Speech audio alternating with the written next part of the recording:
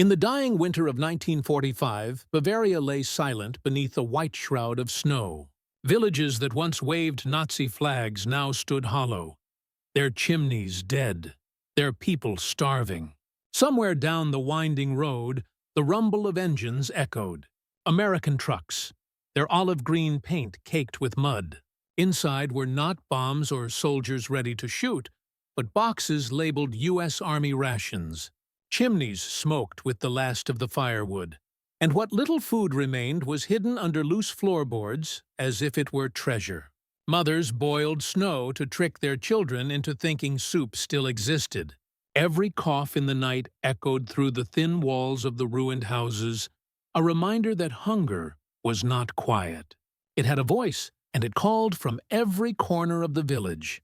In one such home, a woman named Martya knelt beside a pot of water that held only a single shriveled potato. Her hands were withered and raw from cold, her breath a ghost in the dim light. Her son, Emil, no older than 7, sat by the window in a wool coat 2 sizes too large. He watched the empty road outside, where the wind blew fine streaks of snow across the frozen ground. His voice was barely a whisper when he asked if their father would come back. Marty did not answer. There were no words left that did not hurt. Outside the church bell hung frozen, its clapper silent. Most of the men who once rang it were gone, some to the Eastern Front, some to the grave, and others simply vanished in the chaos of retreat. Only women, children, and the elderly remained, ghosts of a country that had run out of soldiers. In the evenings, the villagers gathered in the cellar beneath the old inn, lighting candles that made their faces look like portraits painted by firelight. They spoke little except to trade rumors that the Americans had crossed the river, that they shot prisoners, that they brought food, that they burned farms. Truth and lies had become the same currency, spent easily, spent often. It was said that a convoy of American trucks had been seen near Augsburg, moving slowly through the snow. Some villagers prayed they would never come. Others prayed they would. The children, too young to understand the difference, played in the road with tin cans, pretending they were soldiers. Every sound of an engine made them scatter into doorways, half in fear, half in hope. In the mornings, the sky was the color of steel. Smoke from distant towns drifted on the wind like ghosts searching for homes. The Reich was dying, not with a bang, but with the slow, pitiful collapse of hunger. Rations in the region had fallen below 1,000 calories a day. Bread was a luxury, milk a memory. There were no cats left in the village. They had all been eaten. The baker's wife was caught digging in the field for frozen turnips. When asked why, she said, "Because I still want to see spring." One afternoon, the sound of marching boots echoed down the main road. It was not Americans, but the last remnants of German soldiers. Boys in gray coats, hollow-eyed and limping, rifles slung without bullet. They passed through without a word, their faces blank. One of them dropped a letter written to Mother, but the wind carried it away. When they disappeared into the forest, the silence that followed felt heavier than the snow. That night, Martya heard the whimper of her son. He was dreaming again, something about bread.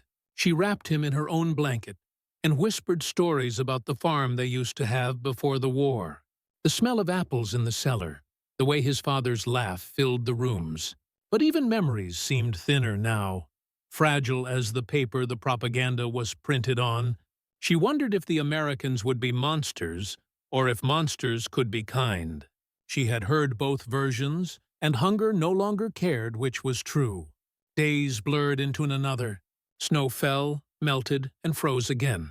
The old men at the inn started carving spoons out of fence posts, saying it was to keep their hands busy, but everyone knew they were waiting for surrender, for death, for something better than this. A radio in the mayor's house still worked, its crackling voice filled with promises of secret weapons that would save them. No one believed it anymore. Even the children had stopped drawing victory flags in the dirt. Then came the sound, a low rumble, faint but steady from beyond the hills. Emil was the first to hear it. He ran to the window, pressing his face to the cold glass. "Mama," he whispered. "They're coming." Martha went to him, her heart pounding. Outside, the wind carried the faint growl of engines, a sound she had not heard in months. The villagers stepped out of their homes one by one, eyes narrowed against the light. Far down the road, through the mist of falling snow, dark shapes moved, slow, heavy, metallic trucks. Old Frau Weber crossed herself. "Amerikaner!"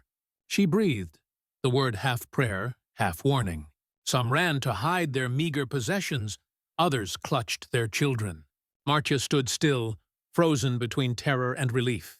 Her mind spun with the stories of towns burned, of women dragged away. Yet the part of her that was mother, not German, whispered something else. What if they bring food? The engines grew louder. Dogs barked from behind broken fences. The lead truck came into view, its headlights cutting through the snow. The American flag fluttered faintly on the side, dirty and torn. Soldiers in olive coats sat in the back, their helmets dusted white. One raised his hand in greeting. Another tossed something to the ground, a small rectangular tin that bounced once and landed near the well. A child darted forward before his mother could stop him. He picked it up, turning it over in his mittened hands. It was a can of milk, real milk. Marta's breath caught. The boy's mother began to cry, not loudly, but with the quiet disbelief of someone whose world had just cracked open.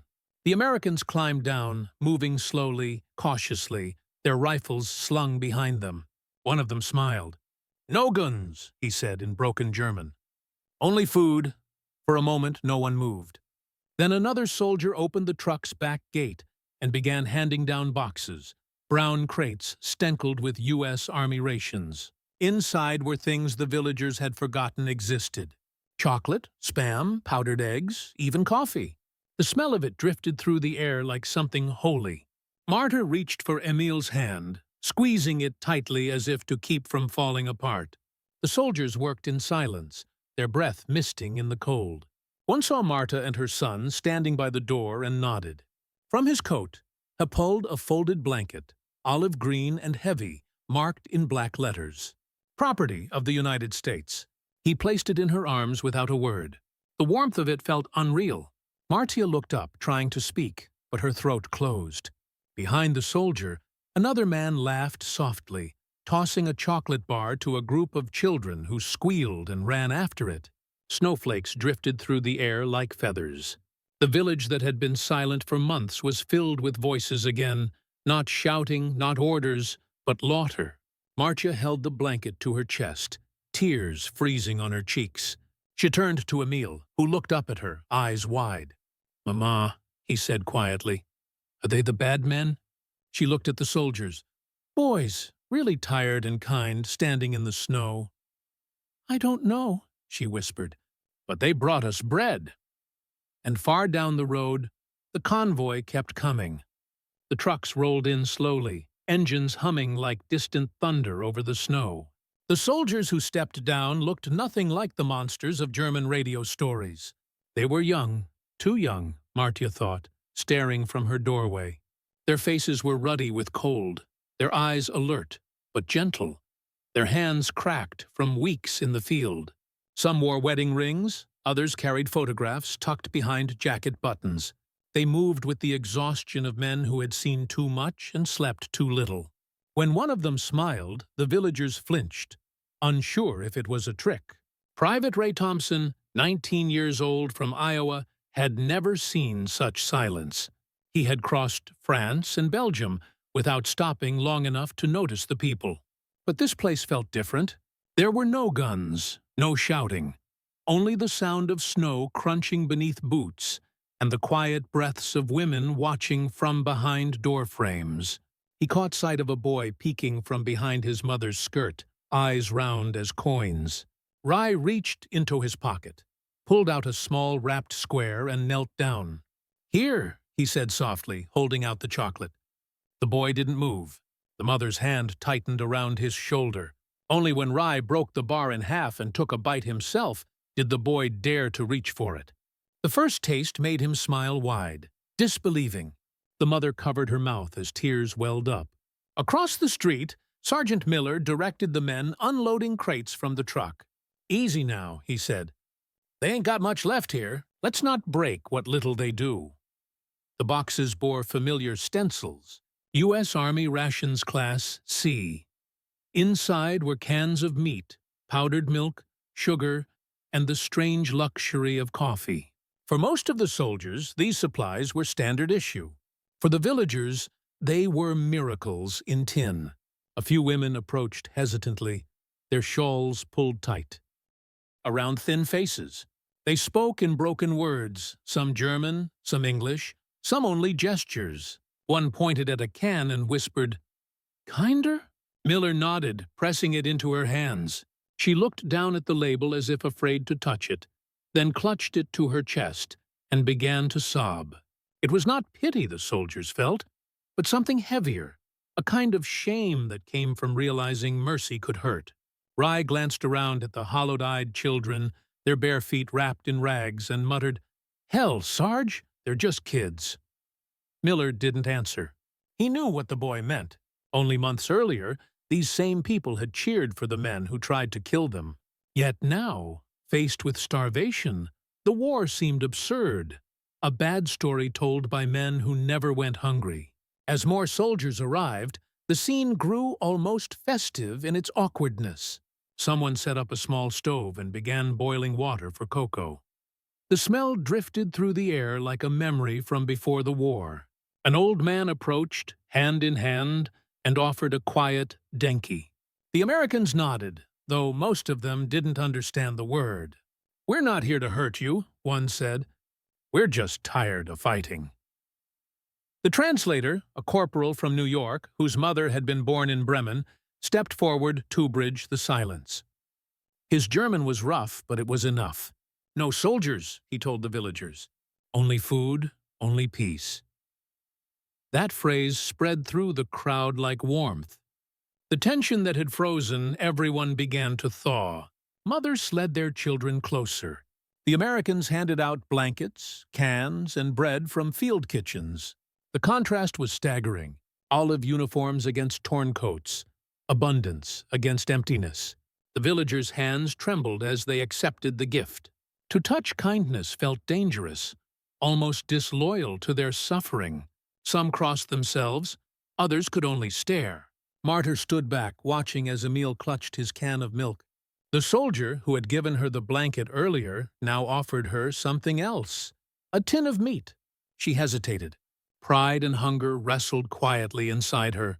Then Emil tugged her sleeve, whispering, "Please, Mama." She nodded, taking it with both hands. The man smiled. "Eat," he said simply, tapping his chest. "Eat." It was not a command, but a prayer for the Americans. This was part of the mission. The civil affairs units had been told to prevent famine in occupied territories. Orders were orders, but no one had prepared them for the emotion of it. Lieutenant Harper, who led the convoy, stood at the edge of the square, watching his men at work. He had read the reports. Millions displaced, rail lines destroyed, cities reduced to rubble. But numbers had no faces until now. A woman wrapped in a threadbare coat approached him, carrying a baby barely old enough to walk. Shuffled the child forward, not in surrender, but as if to show proof of life. Harper bent down and touched the baby's cheek. It was cold as marble. "We'll get you warm," he murmured. His voice broke on the last word. By late afternoon, the air filled with unfamiliar sounds, metal cans clanking, children laughing, the hiss of boiling water. One soldier played a harmonica, the notes thin but sweet. Villagers gathered around the fire, sipping from tin cups. A few began to speak haltingly about the past months, the ration cards that meant nothing, the burned fields, the missing fathers. The translator listened quietly, then told Harper, "They thought we would kill them." Harper looked at him, startled. "Kill them? Why?" The man shrugged. "Because they were told we were the same as their army." Harper gazed at the villagers, their thin faces lit by firelight, their eyes heavy with relief, and said quietly, then maybe this is how we win. But not all the faces were soft. Near the church ruins, two German men stood watching, the last remnants of the local folkster, still wearing faded armbands. Their expressions were tight, their posture rigid. They did not approach.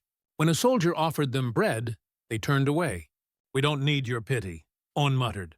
Yet his eyes betrayed him. They lingered on the food too long. The Americans said nothing. Harper simply nodded to his men to leave them be. Understood pride. Even broken nations had their ghosts. As dusk settled, the convoy prepared to move to the next village. The soldiers packed the remaining supplies into smaller crates, leaving behind more than they were ordered to. Ray handed Emil his empty chocolate wrapper. "Keep it," he said with a grin. "Lucky charm?" Emil nodded solemnly, folding it as if it were gold. Martya approached to thank him, searching for words. "Why? Why you do this?" she asked. Her accent was heavy, her eyes searching. Ray hesitated because my mama would want someone to feed me if I was hungry. For a long moment, they simply looked at each other. Two strangers on opposite sides of a war that had devoured everything.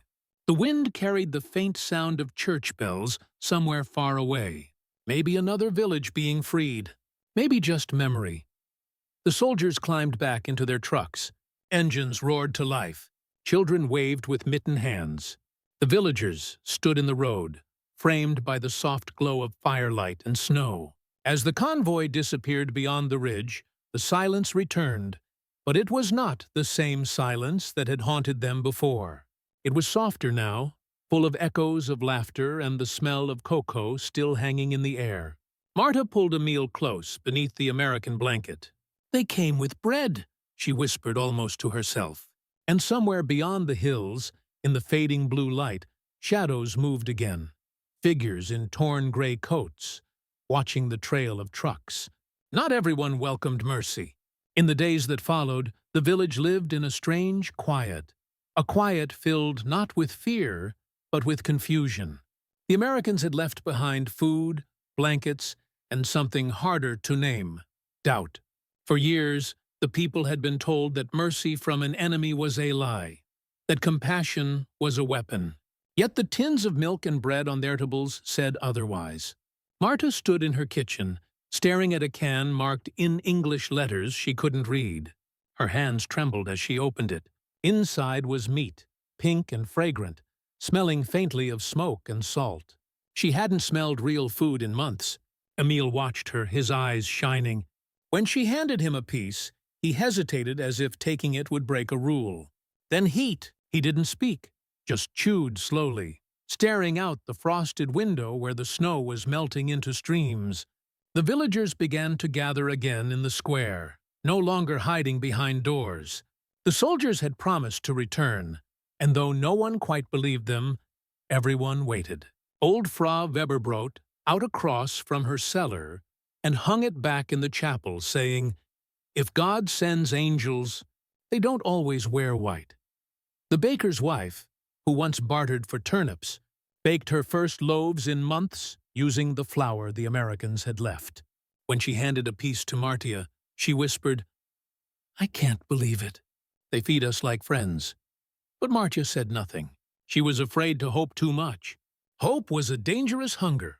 2 days later, the rumble came again, the familiar low thunder rolling over the hills. Children ran to the road, shouting, "Die, Amerikaner! Die Amerikaner!" This time the soldiers arrived smiling, calling greetings in broken German. Private Ray jumped down first, his rifle slung harmlessly behind him. "Afternoon, folks," he said, though few understood. The translator followed, announcing they'd come to bring more food and check the sick. It felt like a dream, like the war had paused and forgotten to tell them. One soldier carried a metal pot and ladle. Another unloaded blankets from the truck. Ray spotted Emil standing by the well and crouched beside him. "You like milk?" asked. Emil nodded shilly. "We brought more." He pointed to a crate filled with tins, tapping one with a grin. "Strong bones, right?" The boy didn't understand the words, but laughter bridged the gap. Martya approached cautiously. She told, Herself, she wouldn't speak to them again. It was safer not to feel gratitude toward men in uniform. But something in Ray's calmness, the way he looked at the villagers without pity, drew her closer. Nearby, a group of villagers stood apart. Among them was her Kruger, once a local party official, his arms still bound in a tattered armband. He muttered to anyone who would listen. "They poison us with kindness," he hissed. "You'll see. They make us beg, then take our pride." A few nodded uneasy, torn between his words and their empty stomachs. When one young mother said softly, "They gave my baby milk," Kruger spat on the ground. "Milk today, chains tomorrow." His voice trembled, not from strength, but from a fear he refused to name. The Americans ignored him.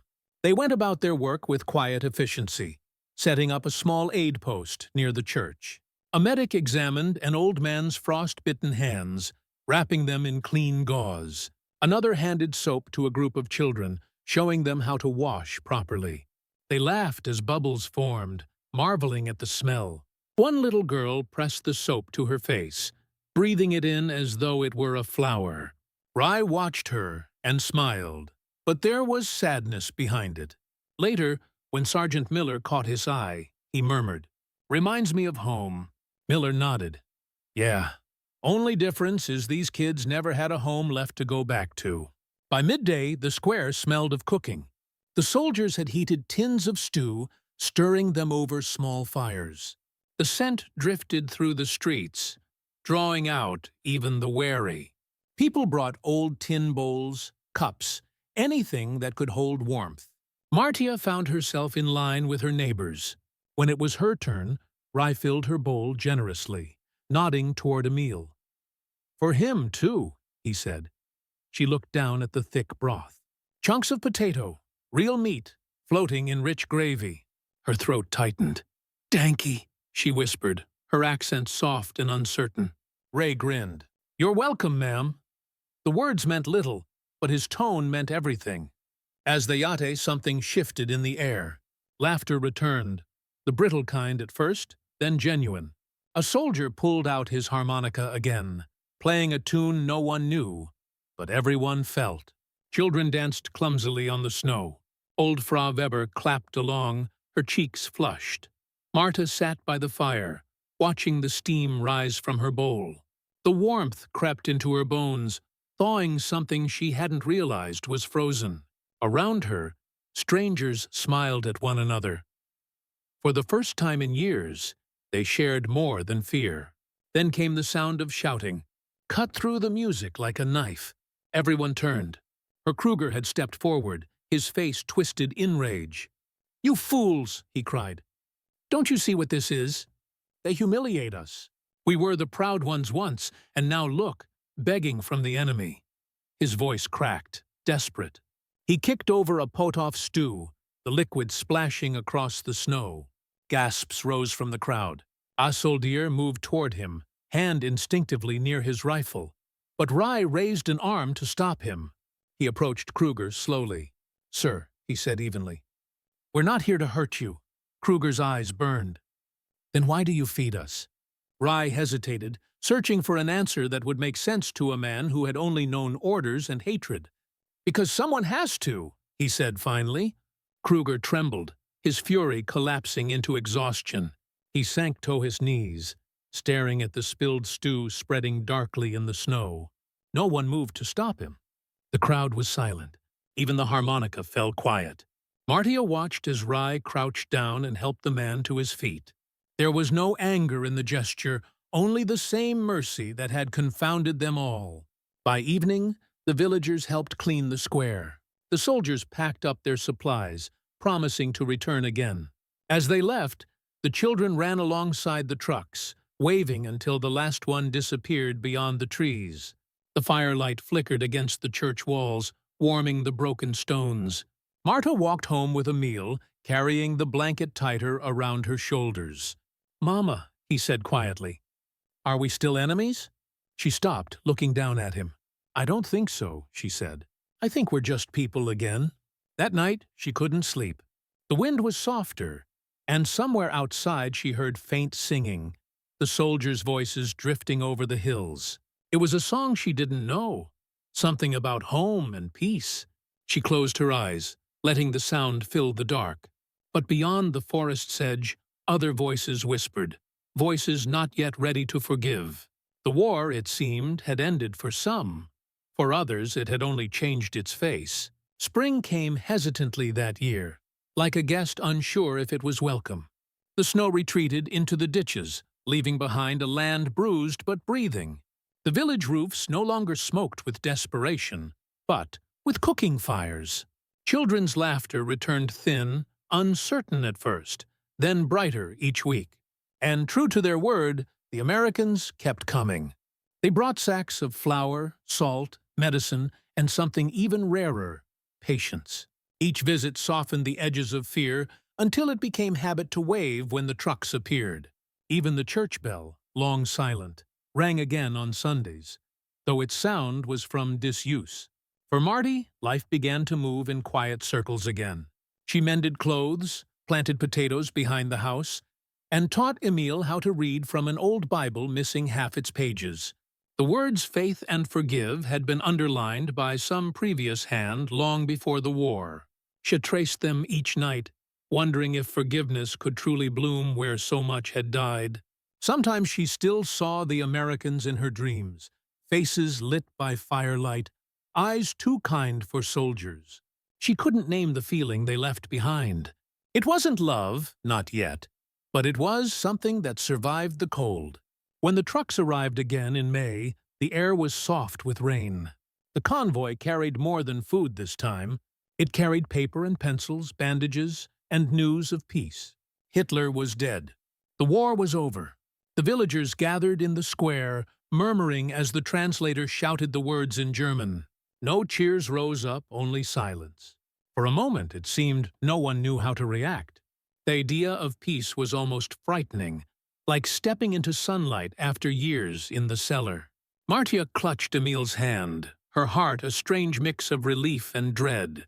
Peace meant survival, but it also meant facing what had been done in her name. Private Ray stood beside Sergeant Miller, watching the villagers' faces. "They don't look happy," he said softly. Miller exhaled smoke from a tired cigarette. "Would you if everything you believed in just died?" Rye nodded. The soldiers began unloading crates again, setting them under the church archway. A few villagers helped. The work was quiet, methodical. Then something small broke the stillness, Akel's voice singing. Emil, standing beside the fountain, sang a melody he'd learned from the soldiers' last visit. It was rough and half-English, but clear. The Americans turned surprised. Rye laughed, clapping along. Slowly, others joined. First the children, then their mothers, until the whole square hummed with a fragile harmony. It wasn't victory or celebration. It was survival finding its voice. Afterward, Ray approached Martya and handed her a small package wrapped in brown paper. "Da nourriture tiafol." "For you," he said.